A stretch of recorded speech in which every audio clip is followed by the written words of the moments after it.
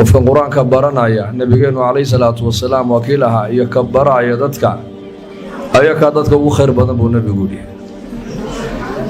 inay ugu khayr badan waa kan quraanka bartay ee dadka quraanka sii baraya laba amal maalinka qiyaamaha qofka muuminka waa u shafaacad qaadaya quraanka iyo siyaamka quraankii wuxuu leeyahay habeenkii baan jiifkii u diiday oo sidoo aniga ii akhrinayo u soo jeeday ilaahu shafaacad ergaanu ahay ergada ilaahu iga aqbal buu leeyahay soonkiina waxa uu leeyahay maalinkii baan shahwadiisii aan ka ilaaliyay oo ka dhabay ilaahu aniga ergo ee adoonkana ergada iga aqbal buu leeyahay soonkuna waa u shafaacad qaadaa qofka muuminka quraankuna qofka muuminka waa u shafaacad qaadaa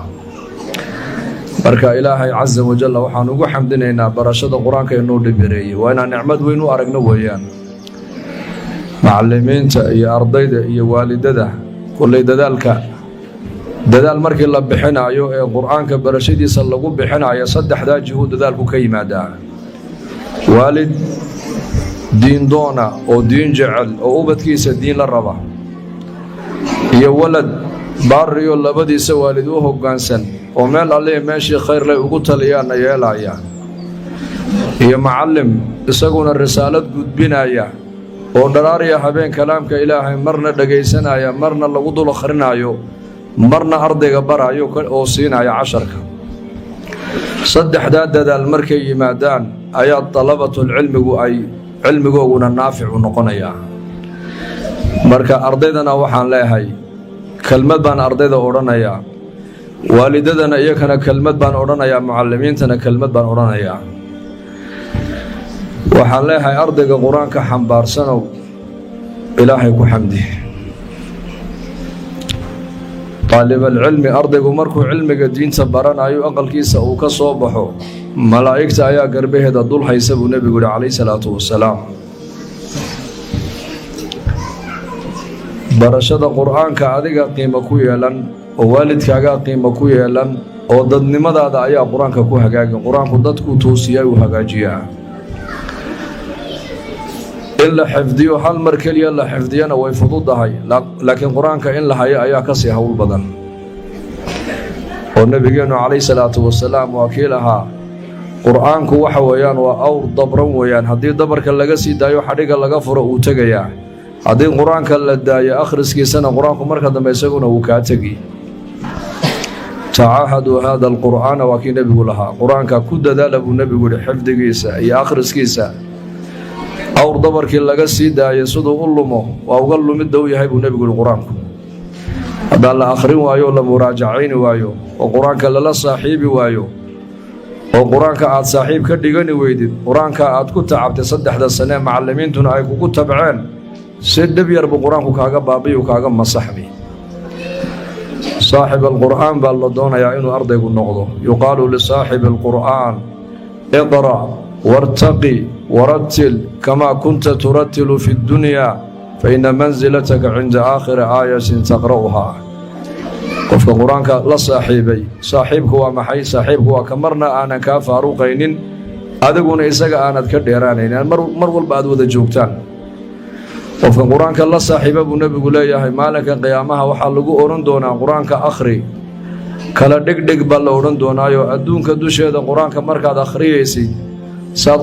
quraanka aad u akhriyaysid u kala dhigdhigaysa u kala dhigdhig jannada darajaadkeegana kor u fuul aayada u dambaysa meeshaad ku joojisaad jannada ka degi doontaa baa lagu oran doonaa marka ardayga quraanka xifidsan haddii ilaahay jannada uu galiyo insha jannada uu galiye darajada ugu sarreysay jannada la gala xaafid quraanka ayaa ugu sarreeya baa leeyahay waxa kaliya xaafid quraanka ka darajo sarreynaya wa al-anbiya alayhi wasallam nabiyadu ba ka darajo sarreysa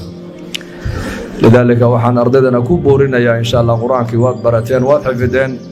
لكن سيد قرآنك وهاي لحيدين بحاولوا بحنا كنت لقلا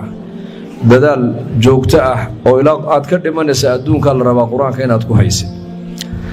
علمك شرعي أنا هلا برتو ويانا قرآنك اللي قد يقن مارك تاني وصيله أرضي بدن بعضر كيسا والددو دنتين مدارس معلمين تو كانان أي كوي رادان سكولك أيان قينا ياي هوري قرآنك وقود ماه quraanka wasiilo loogama dhigto adduunyo adduunyada dhanba qur-aankay ku dhex jirtaayo ogow dadka iskoollada dhigtay waa suuragal inay gaajoodaan oo shaqo la'aan ay noqdaan laakiin ilmo qur-aanka xifdiyey ma dhici karta inuu noqdo qof faqiir ah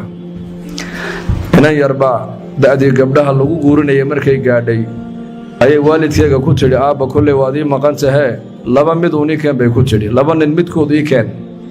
ninaan weligii iga dhimanaynin ama nin weligii aanan faqiir noqonayn ii keen bay ku tidhi odaygii uu yaabo marka odayaal buu la tashado waxay yidhaahdeen annagu waxay u jeedda garan mayne bal iyada weydii iyadii buu ku soo noqdo wuxuu ku yidhi aabba labadaan inaad ii sheegtay waan fahmi weynee bal noo macnee ninkaanan weligii dhimanayn waayo qof bini aadan kastoo adduunka jooga uu dhimanayaaye waxay tidhi waa ninka 9 wiil oo walaala la dhashay hadduu isagu iga dhintana ka kale unbay guursan bay iga tidhi oo reerka ka bixi maayo 9 wiil oo walaaluu la dhasho hadduu isagu iga dhinto ka kale unba haddana la ii dhisiyo oo reerkii ka bixi maayo cidlo ku dhici maayo bay ku tidhi ninka qofka weligii faqiira noqonayna bay tidhi waa ninka qur-aanka ilaahay xambaarsan ee qur-aanka haya xaafid alqur-aanku weligii faqiir ma noqdo arday ama mucallim mujawido oo mutqin oo qur-aanka yaqaana oo akhlaaq diineed leh bilaa shaqo ma dhacayo laakiin kuwa jaamacadaha ka soo baxay waa shaqo la'aan dalkeenna maanta way ka buuxaan meel walba way ka buuxaan marka ardayda waxaan leeyahay qur-aanka aad degateen ku qanca oo cilmiga sharciga u sii gudba cilmigu ma dhammaadeen laakiin cimrigeena dhammaanaya bushaaro haddii safar loo geli jiray barashada qur-aanka hadda waxaad ku baranaysaa qur-aanka iyo culumta shareecada adiga oo jooga gurigaaga iyo goobtaada shaqo dugsiga online-ka ah ee barashada qur-aanka kariimka iyo shareecada islaamka duruusta uu sida taxanaha u dhigo waxaa ka mid ah barashada qur-aanka kariimka ah iyo higaada culumta shareecada islaamka tarbiyada awlaada iyo luqadda carabiga haddaba isqoristu waa ay socotaa hadan horowgaan wixii faahfaahina kala xidhiid nambarada shaashada kaaga muuqda hamoodaan dugsiga online-ka ee barashada qur-aanka kariimka iyo culumta shareecada ee daarul hijra